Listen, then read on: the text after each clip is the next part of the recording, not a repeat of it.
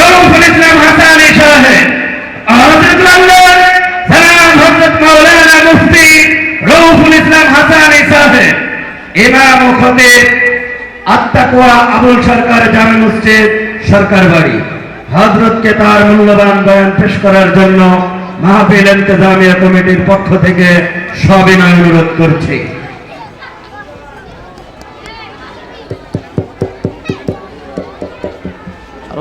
আর উঠবে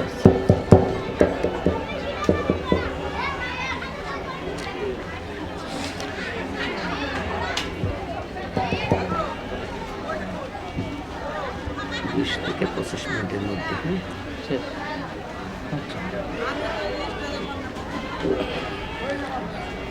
আসসালামু আলাইকুম ওয়া রাহমাতুল্লাহি ওয়া বারাকাতুহু। ইন্নাল হামদালিল্লাহি নাহমাদুহু ওয়া নাস্তাঈনুহু ওয়া নাস্তাগফিরুহু ওয়া নু'মিনু বিহি ওয়া নাতাওয়াক্কালু আলাইহি ونعوذ بالله من شرور أنفسنا ومن سيئات أعمالنا من يهد الله فلا مضل له ومن يضلل فلا هادي له ونشهد أن لا إله إلا الله وحده لا شريك له لا جد له ولا ند له ولا مثل له ونشهد أن سيدنا وحبيبنا ومولانا محمد صلى الله تعالى عليه وعلى آله وأصحابه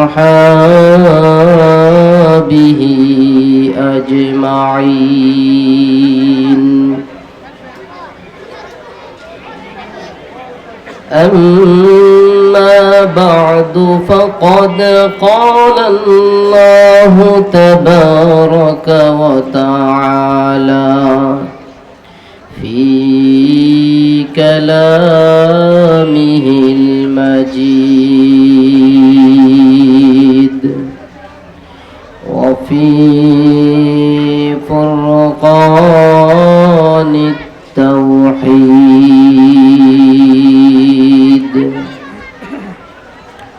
সকলে জবান খুলে আওয়াজ করে আমার সাথে বলুন আউযু বিল্লাহি মিনাশ শাইতানির রাজীম বিসমিল্লাহির রহমানির রহিম وقال رجل مؤمن من آل فرعون يكتم إيمانه أتقتلون رجلا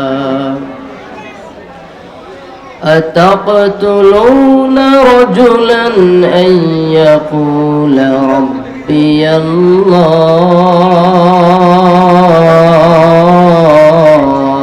الله وقد جاءكم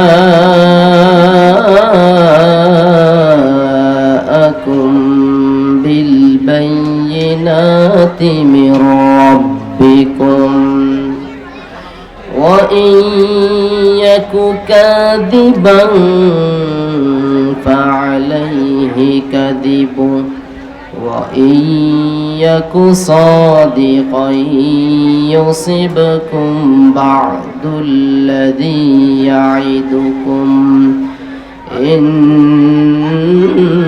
الله لا يهدي من هو مسرف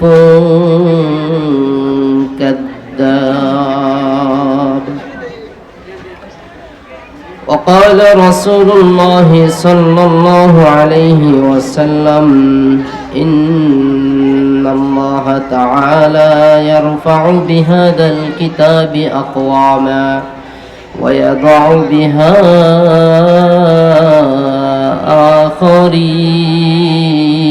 آخرين أو كما قال النبي عليه الصلاة والسلام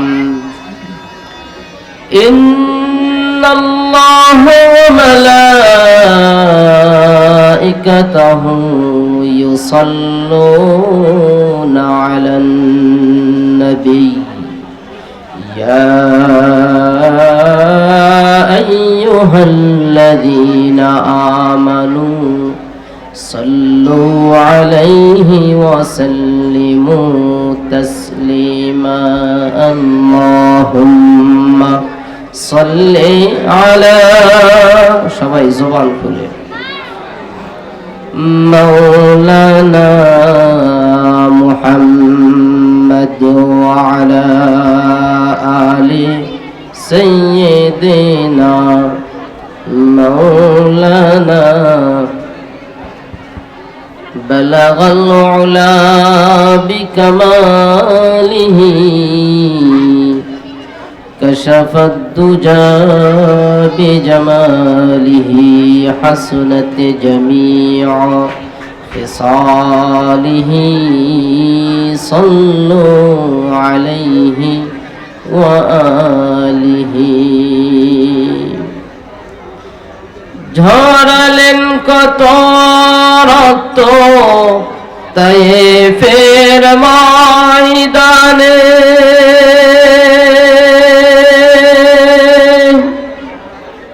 দাঁত ভেঙে দিলেন নবী উহুদের ময়দানে ঝরালেন কত রক্ত তায়েফের ময়দানে দাঁত ভেঙে দিলেন নবী উহুদের ময়দানে নবুয়তি ছেড়ে তবু জাননি রে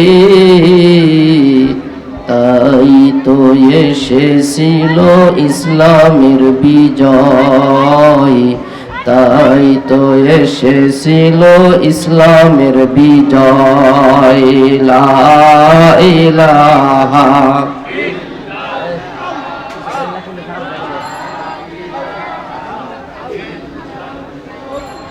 আওয়াজ করে লা ইলাহা সবাই জবান খুলে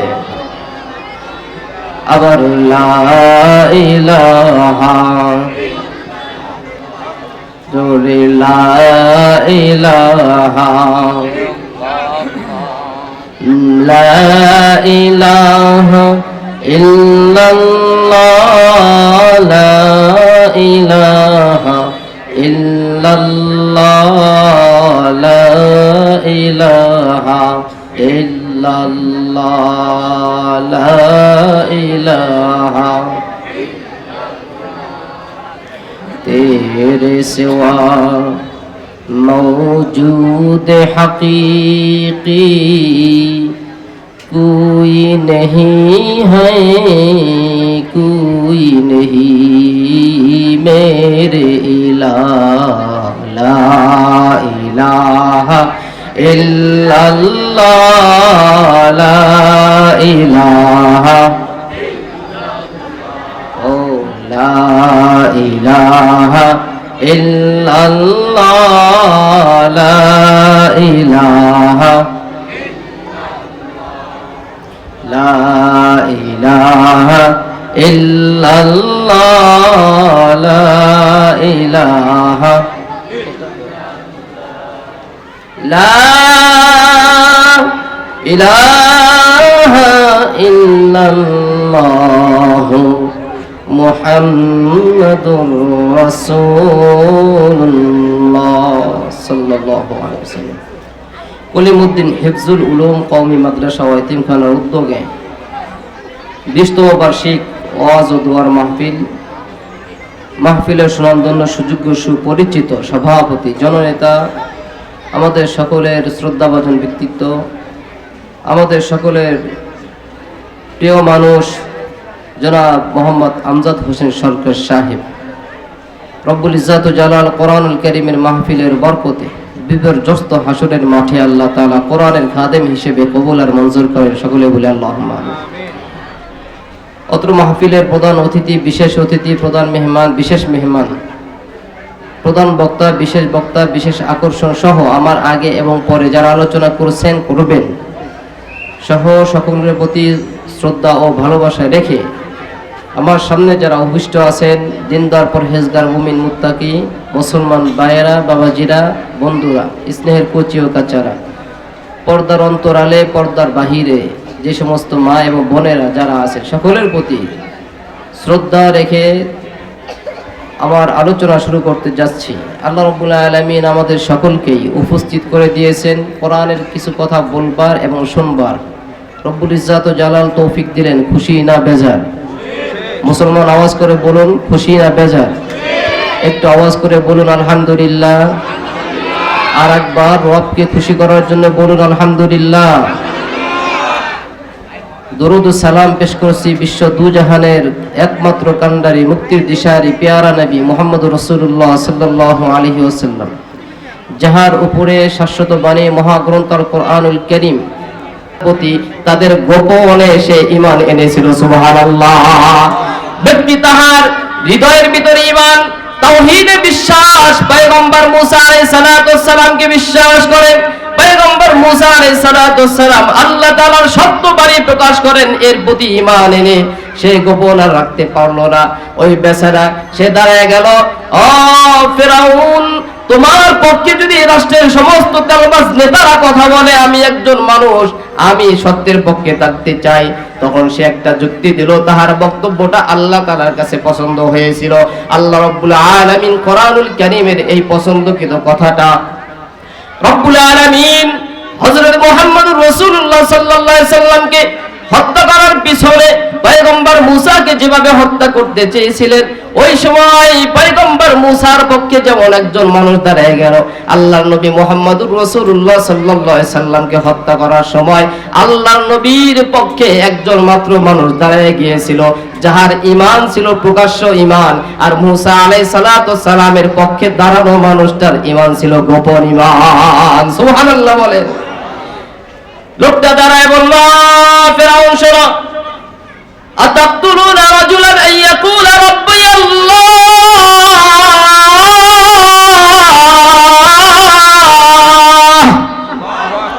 ফিরাউন তুমি যে মুসাকে হত্যা করতে চাও, তাহার অপরাধ কি? সে কি কোনো রাজাকার? সে কি কোনো আলবদর? সে কোনো দর্শন করছে, চুরি করছে, ডাকাতি করছে? না, তোমার রাষ্ট্রের কোনো মানুষকে অবৈধভাবে সে মেরে ফেলছে, তাহার কোনো দোষ নাই। ও পয়গম্বর মুসা আলাইহিস সালাতু ওয়াস সালাম এমন একজন মানুষ যার কোনো দোষ ছিল না, আল্লাহ তাআলার মনোনীত পছন্দকৃত বাছাইকৃত একজন পয়গম্বর। ফিরাউন তুমি তাকে হত্যা করতে চাও কোন অপরাধে? তাহার অপরাধ কি এইটা, আইয়াকুলা রাব্বি আল্লাহ? মুসা আলাইহিস সালাতু ওয়াস সালাম শুধু বলেছেন আমার রব আল্লাহ। সুবহানাল্লাহ বলেন। শুধু মুসা বলছে আমার রব আল্লাহ। আল্লাহ বলার কারণে, তাহার রব আল্লাহকে স্বীকার করার কারণে যদি এই অপরাধে তুমি তাকে হত্যা করতে চাও, জেনে রাখো তোমার এই হত্যা জঙ্গের পিছনে আল্লাহ লেগে যেতে পারে। ঠিক কিনা বলুন? ঠিক অনুরূপ ভাবে এই পৃথিবীতে যারা মুসলমানের বিপক্ষে লেগে গিয়েছে, এদেশে ওলামায়ে কেরামের বিপক্ষে যারা লেগে গিয়েছে, যারা বিশ্ব নন্দিত মুফাসসির আল্লামা দেওয়ান হোসেন সাঈদী সাহেবের মতন একজন ব্যক্তির গলায় রশি যারা তাড়াইতে চাইছে, তাদের অবস্থাও ঠিক একই হয়েছে। যেমন অবস্থা হয়েছিল ফেরাউনের, কথা বলেন ঠিক না ব্যাটি ভাই? সাদাকাল্লাহুল আযীম ওয়া মা তাওফীক ইল্লা বিল্লাহ। আসসালামু আলাইকুম ওয়া রাহমাতুল্লাহি ওয়া বারাকাতুহু। ভাই আলোচনা পরে। আল্লাহ রাব্বুল আলামিন নবুয়তের 23 বছরে আল্লাহ তাআলা নাজিল করে দিয়েছিলেন যে কোরআনুল কারীমের ভিতরে মানব জাতির সমস্ত সমস্যার সমাধান দিয়ে রব্বুল ইজ্জাত ও জালাল ১৫০০ বছর আগে আমাদের জন্য একটি গাইডলাইন, একটি সংবিধান তথা মানুষ জাতির জন্য মহাগ্রন্থ আল কোরআনুল কারীম হলো এক সংবিধান। পৃথিবীর সমস্ত মানব রচিত সংবিধানকে ছুঁড়ে মেরে কেউ যদি কোরআনুল কারীমকে বুকে ধারণ করে, সামনে কোরআনুল কারীমকে রেখে কেউ যদি পথ চলে, পৃথিবীর শ্রেষ্ঠতম মানুষ হিসেবে সে বিবেচিত হবে ইনশাআল্লাহুল আজিজ। কথা বলুন ঠিক না বেটি? আমার পূর্বে আমার শ্রদ্ধাভাজন বড় ভাই কথা বলেছেন, হযরত আল্লাহ মাওলানা মুফতি কালিমুল্লাহ শিবলি হাফিজাহুল্লাহ তাআলা, রাষ্ট্র ব্যবস্থায় কোরআনুল কারীম দরকার আছে না নাই? কোরআনুল কারীমকে শুধু মসজিদে নামাজের জন্য, মানুষ মারা গেলে কোরআন তেলাওয়াত করে সওয়াব রেসানির জন্য কোরআনকে আল্লাহ তাআলা নাজিল করেছেন? মুসলমান বলুন, কোরআনকে শুধু কি এই জন্য নাজিল করেছেন? আমরা কলম ব্যবহার করি লেখার জন্য, কলমকে শুধু লেখার জন্য নাজিল করেছেন। কেউ যদি মনে করে কলমের ক্যাপটা খুলে ক্যাপ দিয়ে কান চুলকান যায়, ক্যাপ দিয়ে কান চুলকানের জন্যই কলম আবিষ্কার হয়েছে, এটা কি সঠিক হবে না বেসঠিক হবে? কোরআন কারীম নাজিল হয়েছে কি জন্য? যেরকম ভাবে কলমের ক্যাপ দিয়ে কান চুলকানোর জন্য কলম তৈরি করা হয় নাই, কলমকে তৈরি করা হয়েছে মানুষ জাতির সমস্ত ইতিহাস, সমস্ত বায়োডাটাকে লিপিবদ্ধ করার জন্য কলমকে আবিষ্কার করা হয়েছে। পাশাপাশি কলম দিয়ে কেউ যদি কাউকে যদি ক্যাপটা খুলে গায়ে একটা আঘাত মারে, সাথে সাথে একটা অস্ত্রের কাজও হয়। কলমকে অস্ত্রের কাজের জন্য ব্যবহার করলেও করতে পারে, তবে কলমকে সেই জন্য আবিষ্কার করা হয় নাই। কলমকে আবিষ্কার করা হয়েছে হলো লেখালেখি করার জন্য। রব্বুল ইজ্জাত ও জালাল কোরআনুল কারীমকে দিয়েছে, কোরআনুল কারীম দিয়ে নামাজ হয়, কোরআনুল কারীম তেলাওয়াত করলে সওয়াব হয়, কোরআনুল কারীম তেলাওয়াত করে মৃত ব্যক্তিদের জন্য সওয়াব রেসানি করলে কবরে সওয়াব পৌঁছায়, সব ঠিক আছে। তবে কোরআনুল কারীমকে মূল আল্লাহ রাব্বুল আলামিন মূল উদ্দেশ্য ছিল নাজিল করার একমাত্র হলো মানুষ জাতির মহা সংবিধান স্বরূপ। মানুষ যেখানে সমস্যার সম্মুখীন হবে কোরআন থেকেই সমাধান নেবেন। সেই কোরআনুল কারীমের মাহফিলে আপনারা এসেছেন, বসেছেন, খুশি হয়েছেন না বেজার? সেই কোরআন দিয়ে পৃথিবীর এক সময় গোটা পৃথিবী পরিচালিত হবে।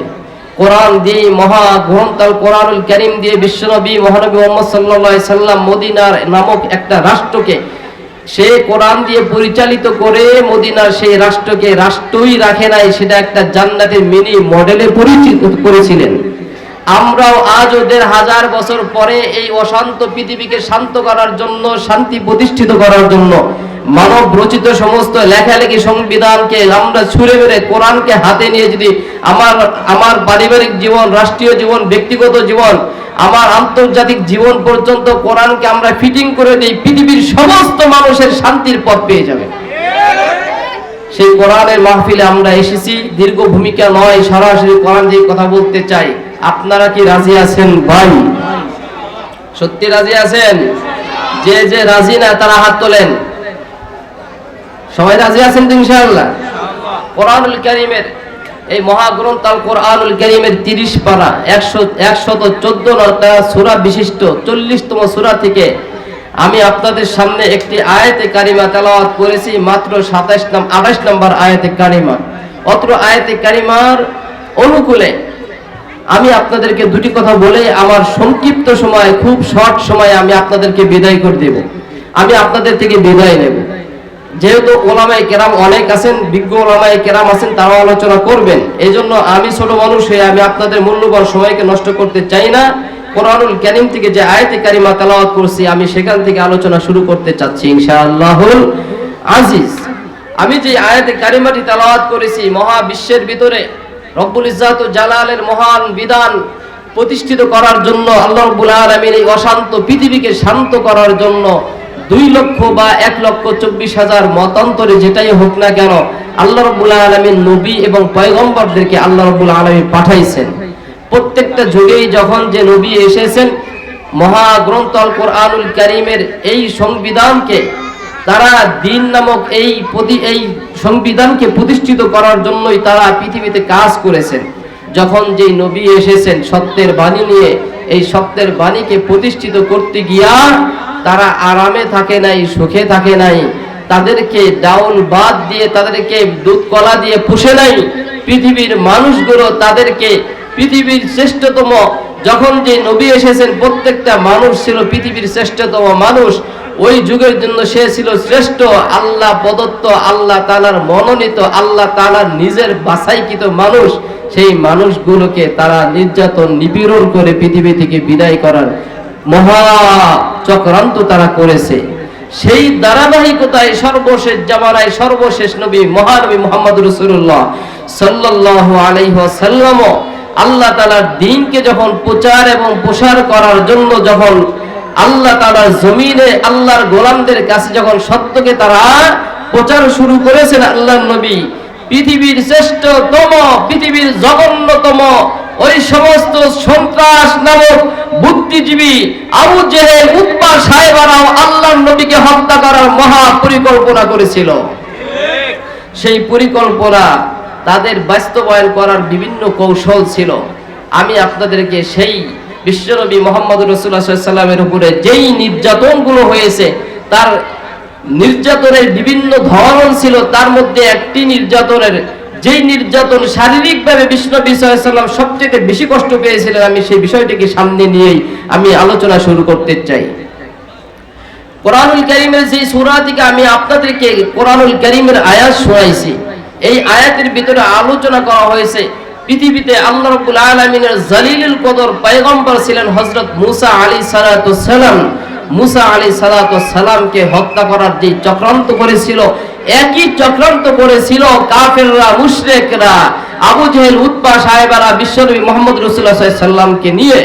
আল্লাহ রাব্বুল আলামিন বিশ্বনবী মুহাম্মদ রাসূলুল্লাহ সাল্লাল্লাহু আলাইহি ওয়াসাল্লামকে স্মরণ করে দিয়ে বলেন, নবী হে, আপনাকে যারা হত্যা করতে চায়, মনে বড় কষ্ট পেয়েছেন, শারীরিক কষ্ট হয়েছে, তবে মনে রাখবেন আপনাকে হত্যা করতে চেয়েছে, আপনাকে যারা এইভাবে হত্যা করতে চায় তারা তো ওই সমস্ত লোক, তাদের দাদা বাবু, তারা আবু জেহেল, উতবা সাহেবা, এদের দাদা বাবু ছিল ফেরাউনরা। আপনার পূর্বসূরি আপনার ভাই মুসাকে হত্যা করতে চেয়েছিল ফেরাউনরা।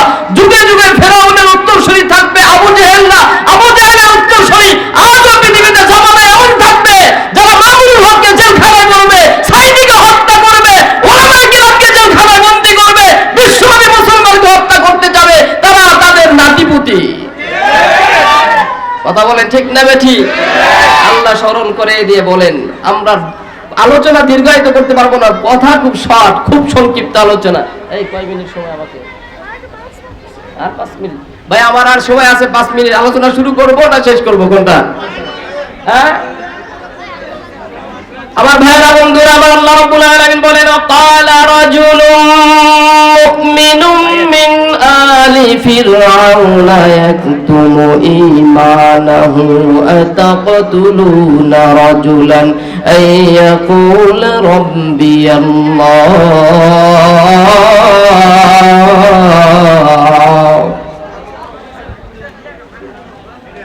আমার বাবাজি, আমার ভাইরা, হুজুর তো এসে পড়ছে, আরম্ভ রাই করলাম, শেষ করে দিই, তাতে ভালো হয়। কারণ মুরব্বী কাছে বসাইয়া পোলাপান আলোচনা করলে আর এক বিপদ আছে, কোনটা কয়ে ফেলবো, কোনটা ভুল হয়ে যাবে, আর এক সমস্যা হবে।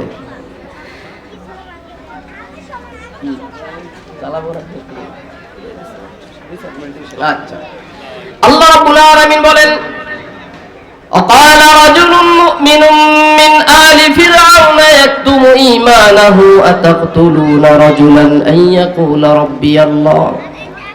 হযরত পয়গম্বর মুসা আলাইহিস সালাতু ওয়াস সালামকে যখন ফেরাউন হত্যা করার জন্য বিভিন্ন কৌশল খুঁজতেছিল, তাহার কৌশল সমস্ত কিছু ব্যর্থ হয়ে যায়, বিভিন্ন পথে বাধা পড়ে যায়। ফেরাউন মুসা আলাইহিস সালাতু ওয়াস সালামকে হত্যা করতে পারল না। সর্বশেষ সে সিদ্ধান্ত নিল, আমি যে কোনো উপায়ে যেখানেই পাবো আমার সেনাবাহিনী দিয়ে, আমার সৈন্যবাহিনী দিয়ে, রাষ্ট্রীয় ফোর্স দিয়ে আমি পয়গম্বর মুসাকে ধরে এনে আমি তাকে হত্যা করে ফেলবো। এই সিদ্ধান্ত মনে মনে সে গ্রহণ করে সে জরুরি একটি অধিবেশন ডাকলেন সংসদের ভিতরে। ও বন্ধুরা, দীর্ঘ আলোচনা করা তো যাবেই না, 1-2 মিনিটের মধ্যে শেষ করতে হবে। এই জন্য জরুরি কল করা হলো সংসদ অধিবেশনের মধ্যে। সংসদ অধিবেশনে সমস্ত রাষ্ট্রীয় ওই সমস্ত তথাকথিত বুদ্ধিজীবী নামক বড় পাপীরা তারা উপস্থিত হয়ে গেল, যারা তেলবাজিতে পাকা ছিল। ফেরাউন যে খোদা না, একটা হুদা, সে একটা ভণ্ড, তাহার প্রতারণা তারা বুঝতে পেরেও তা তেলবাজি করে টাকা পয়সা ইনকাম করার জন্য, নিজেদের আমিত্বকে মানুষের সামনে প্রকাশ করার জন্য ফেরাউনের নেতৃত্ব মেনে নিয়ে যারা ওই সংসদ অধিবেশনে যারা রাষ্ট্রীয় যারা নেতা হয়েছিল তারা সবাই বসে আছে। ফেরাউন ঘোষণা করে দিল, রাষ্ট্রের নেতারা, আমার মন্ত্রীরা, আমার আমলারা, আমার কামলারা, তোমরা শোনো, আমি একটা সিদ্ধান্ত গ্রহণ করেছি। আমি যে কোনো উপায়ে মূসাকে যেখানেই পাবো সেখানেই হত্যা করব। ও তোমরা আমার এই সিদ্ধান্ত তোমরা কি বাস্তবায়ন করতে আমাকে সহযোগিতা বা আমার সাথে তোমাদের একমত পোষণ করছো কিনা? রাষ্ট্রের সমস্ত পাপী ওই সমস্ত তেলবাজ নেতারা ফেরাউনের কাছে তারা বলল, হ্যাঁ জি নেতা, আমরা আপনার কথাকে সমর্থন করি, আমরাও আপনাকে এই কাজে সহযোগিতা করব। কিন্তু ভাই, আপনি মনে রাখবেন, আপনি যতই আল্লাহ দ্রোহী হয়ে যান, আপনি যাকে হত্যা করতে চাবেন, আল্লাহ যদি তাহার পক্ষে থাকে, আপনার ঘরের ভিতর থেকেই তাহার পক্ষের লোক দাঁড়ায় যাবে। ঠিক কিনা বলুন? আল্লাহ রাব্বুল আলামিন ঘোষণা করেন, পৃথিবীর মানুষেরা, ফেরাউন যখন বলল আমি মূসাকে হত্যা করে ফেলবো, সব তেলবাজ নেতারা যদি তাদের ওই সমস্ত অবৈধ কথাকে তারা সমর্থন করে, তারা যখন হত্যা করতে চাইল, তারা সমর্থন করে দিল। এর ভিতর থেকে আল্লাহ তাআলার পয়গম্বর মূসা আলাইহিস সালাতু সালামের পক্ষে একজন মানুষ দাঁড়িয়ে গেল। ওই মানুষটার হৃদয়ের ভিতরে ঈমান ছিল পয়গম্বর মূসার প্রতি, ঈমান ছিল তাওহীদের প্রতি। আল্লাহ রাব্বুল আলামিন বলেন, ওয়াকালা রাজুলুম মুমিন, ওই একজন মুমিন যাহার হৃদয়ের ভিতরে একটু ঈমানাহু, তাহার হৃদয়ের ভিতরে মূসা এবং আল্লাহ তাআলার